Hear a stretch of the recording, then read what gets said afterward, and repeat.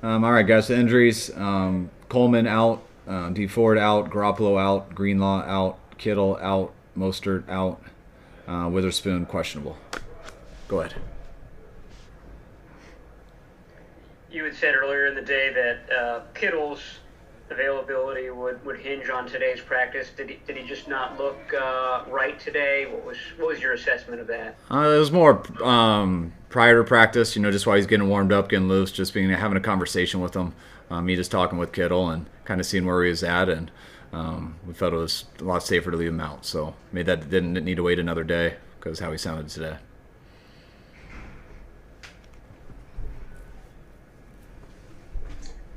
And Kyle, when it comes to Nick Mullens getting ready for his start, how has he advanced since we last saw him in a start back to 2018? And specifically, I guess in terms of his arm strength, how has it gotten stronger? I think Nick works at it all the time. The more you work at it, the more your feet are under you. It's not all just about the arm. It's the rhythm within your drops, your drop back, the rhythm with where you're going when you're eligible, seeing things. When you can have your feet under you and your cleats in the ground and you let something go on time, you're going to get the most out of your arm. So the more he is decisive, the more he knows exactly where he's going, the more he gets out of his arm. So he's gotten a lot more reps than he did last time. Not live reps, but he played pretty well the last time he played, and he usually gets most of his reps in camp, gets a ton on scout team, but it was really good for him this week to get 3 days in a row with the ones and looked ready to go. Kyle, when it comes to the quarterback spot moving forward, is that decision going to be impacted at all by how Mullens plays on Sunday, or is that solely based on how Jimmy feels? No, it's totally how Jimmy feels. When Jimmy's ready to go, he'll be out there.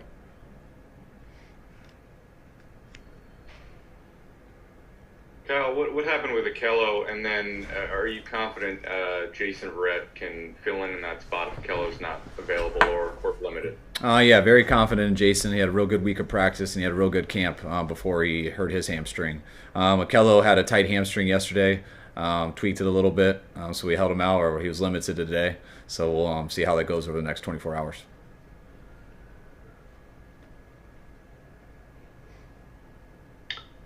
Hey, Kyle. Regarding D Ford, the fact that he's had an MRI, you guys haven't placed him on IR at least short term. Is there optimism? You mentioned getting some treatment in medicine that obviously there's no guarantee, but that could resolve itself in a few days. Obviously not guaranteed, but is that kind of the situation with him? Yeah. I think the situation is when you just think of people with back injuries. People have. When you have back issues, sometimes it takes some time, but that stuff will calm down and you'll feel really good. And if it never does, then you have to do bigger things, and you always want to wait for those bigger things. So you don't know whether it's a day, a week, or a month. I've been around a lot of guys who, they barely can walk, and all of a sudden their back spasms go away, and they're good in a few days. I've also been around guys that takes a couple weeks, and some guys they have to fix it before it changes. So we're doing all that with D Ford. I'd be surprised if he's there next week, but I want to rule him out. But that's something that, again, we'll see week to week with that. Hey Kyle, Nick Mullens was saying earlier in the week that you always make it a point to make sure all 53 guys on the roster, and I guess probably even the practice squad, especially this year, know that their time is always very close. I'm wondering when that became a focus for you, or if it's something you always did as a head coach, and what is your message to those guys to make sure they're always on top of things? You don't have to sell much. It's just the truth. Growing up a coach's son maybe helped me understand that urgency at a young age. I hear that all the time, that, talking to my dad on a Friday, how's this guy going to do? What's going on? And he's a play away from being out there. It's not like college football. You don't have all these guys. There's only a certain amount of guys. So the practice squad is huge, and we've always wanted more people for it because there's not a time in the year that you don't end up using those guys. I feel like the majority of our practice squad players, the majority of them, in all 3 of the years that we've had here, end up playing. So it's you just learn that through going. Every coach knows that going through the NFL. And that's why you put a lot of pressure on those guys every week, because if they think it's a redshirt year and they think they just get to develop and work 3 days a week, those guys get shocked and then when they do get their opportunity, they don't get another one after that. So I constantly try to tell those guys, because I've seen too many people get surprised when they're up, and then this league passes them by very fast. Hey, Kyle, you had an instance there where it looked like you guys didn't have enough numbers in the 90s, but with Ziggy Ansah, he was wearing 98, but is he moving to 94 now, and what exactly happened to make that happen? No, we just have an issue with retired numbers on our team. That's why training camp is always very tough for us. So we've just retired, I think, too many numbers. We'll see how that keeps going. But we had to do that last year. I think when DJ Jones got hurt and we brought in Earl, Earl had to wear DJ's number. So that stuff does happen. Ronald Blair, we're expecting to get back and play for us and really help us this year. And then Solly, obviously, him going on IR for the year, that made that available. And Ziggy was real cool about it, because that's his number. He called Solly and asked him if he could do it, and Solly was honored to tell him it was no problem, and really helped him out with that.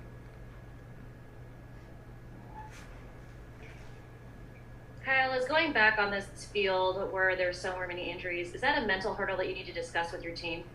No, I would have said yes on Monday, maybe on Tuesday. By the time Wednesday came, I think we're good. And I think everyone's a little emotional and stuff after those games. I kind of said it because I've heard so much about it this week, and it was a big deal to us Sunday and Monday. But, turf's not good in general. I don't care where it is. Everyone knows that turf, there's about 30% more injuries on turf than there is on grass. So that's an issue everywhere you go. We understand it's new turf, so usually brand new turf is a little bit worse than all the other bad turf. So, and it just needs to get broken in. So our players understand that. The NFL's done everything to check it out. It is what it is. It's just another turf field. And, of course, we'd rather play on grass because it is safer, but that's not something that's on our minds at all anymore. We were a little emotional after the game on it, but I promise it's gone and we are ready to go. And the good thing about that turf is we'll be a lot faster on it. Hey, Kyle, you've talked about the depth of the team and just talking about how everybody's gotten past the turf. Can you talk a little bit about the maturity of this team and the resiliency after a week like this? I was real proud of the team, on Sunday, and I think it's carried over into the week just by the type of practice that we had. It was a very eerie feeling in an empty stadium with no one there and no music. It was silent. And, when Nick goes down, it gets even more silent because they turn off the ambient noise. You got to wait for the cart to come out, and it's just kind of an eerie feeling. And then for it to happen 2 plays later with Solly, and just how long it happened and just how weird the whole place is, it didn't totally feel like anything anyone's ever been a part of.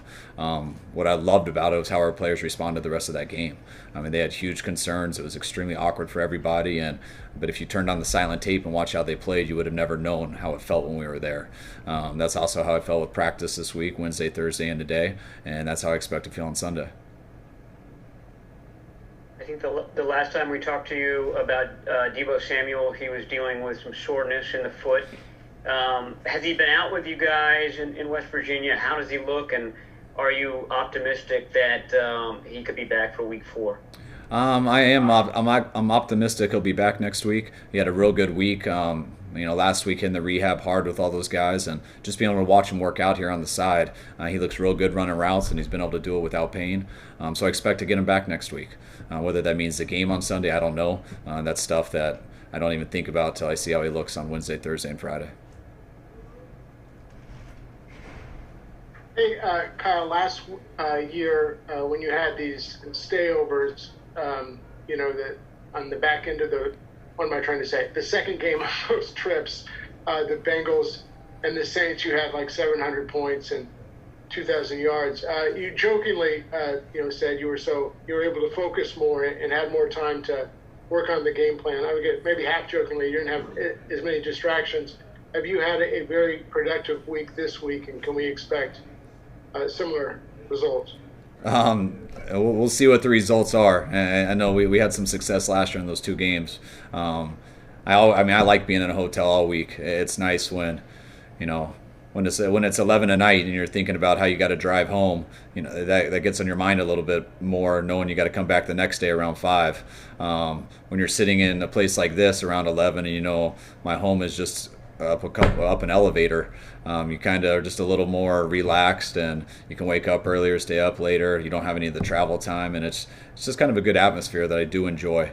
By the end of it, you're always very ready to get back home. Everyone misses their families and stuff like that, but I do think there's an advantage to staying out here. It helped us last year. We'll see what happens this year. Nothing is absolute. We'll see what the results are on Sunday, but I know we enjoy it for about a week. We could maybe do it again if we space it out, but it's not something we could do every week. Kyle, with the Giants' reliance on multiple tight end sets, what does the loss of Dre Greenlaw mean to you guys, and how do you hope to compensate for that? Everyone knows how good of a player Dre is. He did a hell of a job for us last year, and he's doing it for us this year. We were hoping he could get up this week. He ended up being hurt a little bit worse than we expected, so it's unfortunate, but we got a lot of good players on defense. I know Aziz got a lot of playing time last year also, so he's been out there. We got a number of other guys you guys haven't seen yet who can help us too. So next man up, like it is at a number of positions, and it's always good when the next man up is a guy that has been out there with our team, and we know what we can expect from him. You got one more? What are the characteristics of a Patrick Graham defense, and do you tap Tony Oden at all this week, given the familiarity he has with that scheme? Yeah, you always ask coaches who have been with people. Then you watch it on tape because stuff changes all the time. But this is my first time I think going against him, and you can tell it comes from the New England tree and how they do things. But you can tell he's very good at what he does. Extremely smart. It's impossible to predict every front that he has, every coverage that he has, whatever play works versus that stuff. He has got a front and a coverage that completely counteracts that. So he does a hell of a job mixing his personnel. Schematically, it is very sound, and it's why it doesn't surprise me why their numbers are so good after these first 2 weeks. Make sure you subscribe.